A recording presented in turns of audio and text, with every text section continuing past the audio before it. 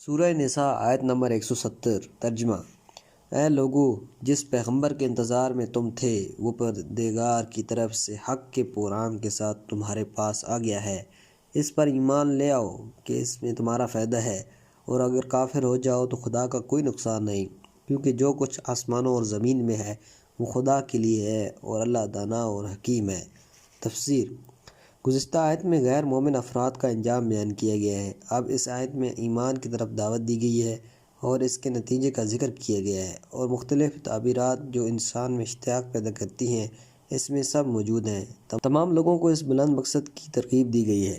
پہلے فرمایا گیا ہے، اے لوگو، وہی پیغمبر کے جس کے تم منتظر تھے اور جس کے بارے میں گزشتہ آسمانی کتب میں نشاندہی کی جا چکی ہے، وہ دین حق لے کر تمہاری طرف آ چکا ہے۔ اس کے بعد فرمایا، یہ پیغمبر اس ذات کی طرف سے آیا ہے جس نے تمہاری پرورش تربیت اپنے ذمہ لے رکھی ہے۔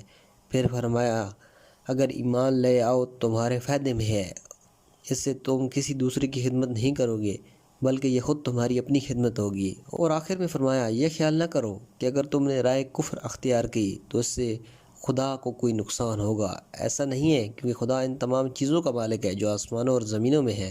اس کے علاوہ چونکہ خدا عالم اور حکیم ہے، اس نے جو احکام تمہیں دیے ہیں اور جو پروگرام ترتیب دیے ہیں وہ سب میں حکمت اور مصلحتیں پوشیدہ ہیں اور تمہارے فائدے میں ہیں۔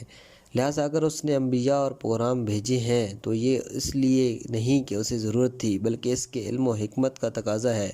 اس لیے ان تمام پہلوؤں کی طرف توجہ رکھتے ہوئے کہا، یہ مناسب ہے کہ تم رائے ایمان کو چھوڑ کر رائے کفر پر گامزن ہو جاؤ۔ والسلام علیکم ورحمۃ اللہ۔